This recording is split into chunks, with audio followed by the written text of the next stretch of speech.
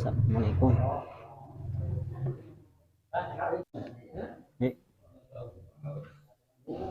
Sambil mulai ini.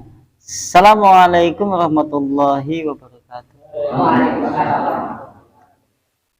Alhamdulillah innal hamdalillah nahmaduhu wa nasta'inuhu wa nastaghfir wa na'udzu billahi min syururi anfusina wa min sayyiati a'malina.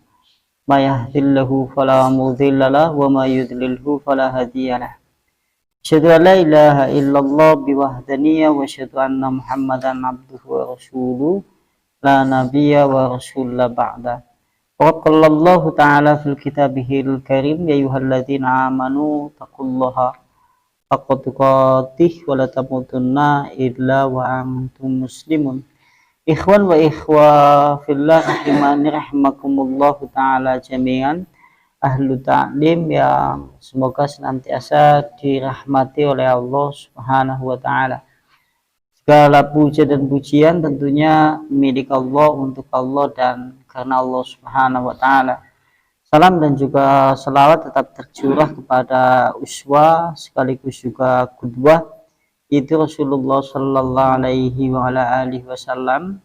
Dan kita semuanya berharap kepada Allah, mudah-mudahan Allah memberikan hidayah taufik serta keistiqomahan untuk mengikuti risalah tauhid di atas titian jalan yang lurus. Allahumma amin. Sampai di tafsir surat Al-Fajr. Tafsiru suratul Fajri wahiyya makiyah, maka itu merupakan makiyah, berarti termasuk ayat yang diturunkan di Mekah. Dan yang berhubungan dengan masalah surat Al-Fajr ini ada hadis yang masyhur. Qala Nasa'i, berkata Nasa'i, Ahbarona telah menyebutkan kepada kami. Siapa yang menyebutkan kepada kami? Yaitu Abdul Wahab bin Hakam. Telah memberitahu kepadaku Yahya bin Sa'id dari Muharib bin Dithar dan Abu Salih dari sahabat Jabir radhiyallahu anhu, mudah-mudahan Allah meridai kepada beliau sahabat Jabir. Qala, berkata sahabat Jabir, sholat Mu'adzu sholatan, suatu kali Mu'ad bin Jabal dia melakukan sholat. Lantas kemudian faja'a rajulun, kemudian datang seorang laki-laki. Tatkala Mu'ad bin Jabal mendirikan sholat, lantas kemudian datang seorang laki-laki.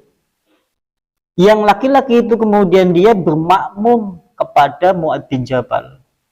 Jadi tatkala Mu'ad bin Jabal sedang sholat, lantas kemudian datang seorang laki-laki, kemudian berdiri menjadi makmum dari Mu'ad bin Jabal. Kemudian berikutnya, fatawala, dan dia Mu'ad bin Jabal membaca dalam sholatnya itu dengan bacaan yang sangat panjang. Sebaiknya kalau baca surat itu sangat panjang. Sampai-sampai kemudian fasolah, kemudian laki-laki itu memisahkan diri dan sholat sendiri. Saking dawane Mu'ad bin Jabal mulai sholat, laki-laki mau yang tadinya bermakmum di belakang Mu'ad bin Jabal, kemudian dia memisahkan diri sholat sendiri. Jadi seperti itu. Itu sholat fi nahiyatil masjid, sholat sendiri di pojok masjid.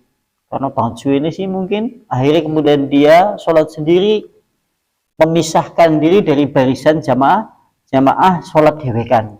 Maksudnya seperti itu.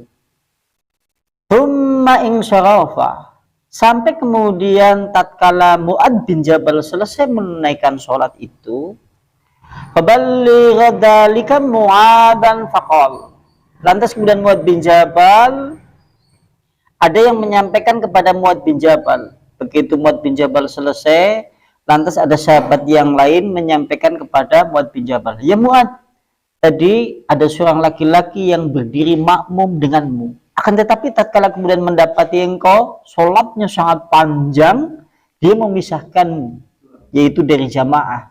Kemudian dia yaitu menyelesaikan sholatnya di pojok masjid sendiri. Lantas kemudian Mu'ad bin Jabal berkata, munafikun, laki-laki itu munafik, kata Mu'ad bin jabal.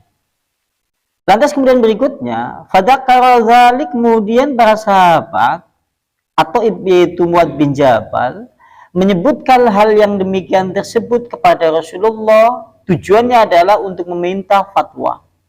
Lantas hal itu diadukan kepada Rasulullah. Enak kalau di zaman dulu setiap kali ada permasalahan langsung diadukan kepada Nabi, yang tidak mungkin salah karena Nabi dibimbing oleh wahyu. Maka tatkala kemudian ada peristiwa tersebut diadukan kepada Rasulullah. Lantas kemudian Rasulullah bertanya kepada lelaki itu yang tadinya ikut berjamaah kepada Muad bin Jabal. Terus wong lanang mau diundang nang Rasulullah. Lantas begitu kemudian dipanggil, laki-laki itu menjawab, apakah betul wahai laki-laki kamu kemudian mengikuti berjamaah dengan Muad bin Jabal, lantas kemudian memisahkan dirimu sendiri, yaitu menunaikan sholat sendiri di pojok masjid? Kata laki-laki itu, naam, iya. Akan tetapi ji'tu, aku datang. Usolli ma'ahu, yaitu untuk sholat bersama Muad bin Jabal. Fatawala, akan tetapi dia sangat panjang di dalam membaca suratannya. Sementara aku kemudian memiliki kesibukan yang lain. Maka begitu aku selesai memisahkan, yaitu dari Muad bin Jabal, aku kemudian yaitu memberi makan kepada onta.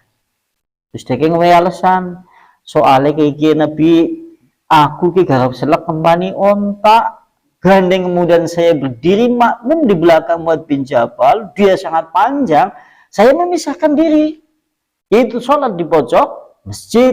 Sampai kemudian begitu selesai, saya kemudian langsung memberi makan onta. Ini menunjukkan ilmu fikih. Begitu seperti itu, Rasulullah gantian ngomong kepada Muad bin Jabal. Afa'atani ya Muad. Wahai Muad, apakah kamu hendak memberi fitnah kepada manusia? Maksudnya Muad bin Jabal ke ora sepakat kami perbuatan Muad bin Jabal sing salate dawa tapi tidak mengetahui keadaan makmum. Ini menunjukkan fikih. Sampai nek sholat nang masjid, bukan imam sing ngasih dawabat, pulih jenengan kemudian memisahkan diri. Selek harap nyambut gawe, selek kemudian mau seperti ini, seperti itu boleh. Ki menunjukkan fikih seperti itu. Tapi ukuran dawa saiki, wah kayak bien. Ukuran dawa saiki pira sih oleh.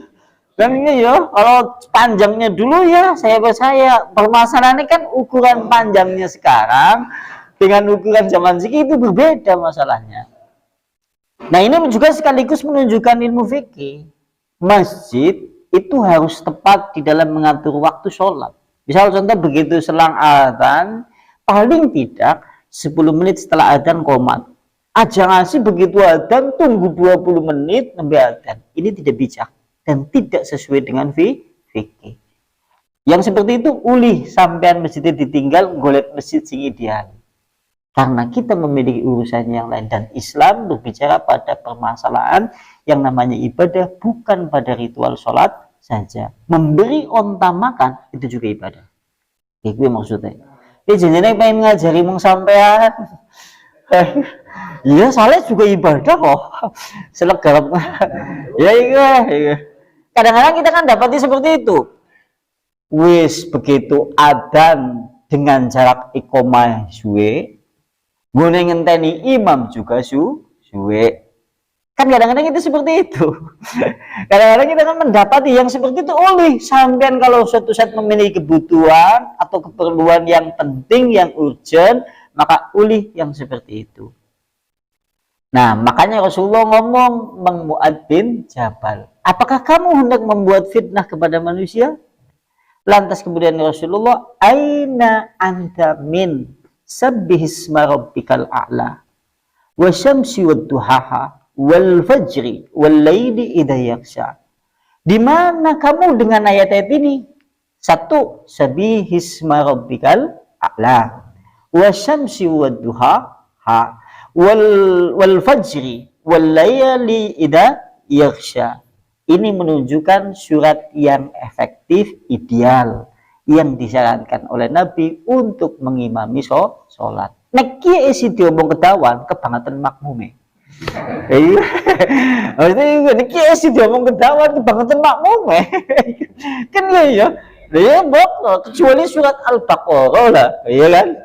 Kalau ini masih kepanjangan berarti sing kebangetan makmum. Karena oleh Rasulullah disomong di mana keadaanmu dengan surat-surat ini? Satu, sabihisma rabbikal a'la. Wasyamsi wadduha wal fajri wal laili idza yaghsha. Zaman siki diomong suratan ora dawa, kenek maca Al-Falaq, Anas, Al-Ikhlas. Nembe kan diomong dawa. Dia gitu kan, inna al kausar. Ya gitu ya maksudnya. Nah. Ini pembuka tatkala kemudian kita akan membicarakan surat Al-Fat di dalam tafsir Ibnu Katsir. Panjenengan bisa lihat itu. Pembuka sebelum kita membuka tafsir Ibnu Katsirnya.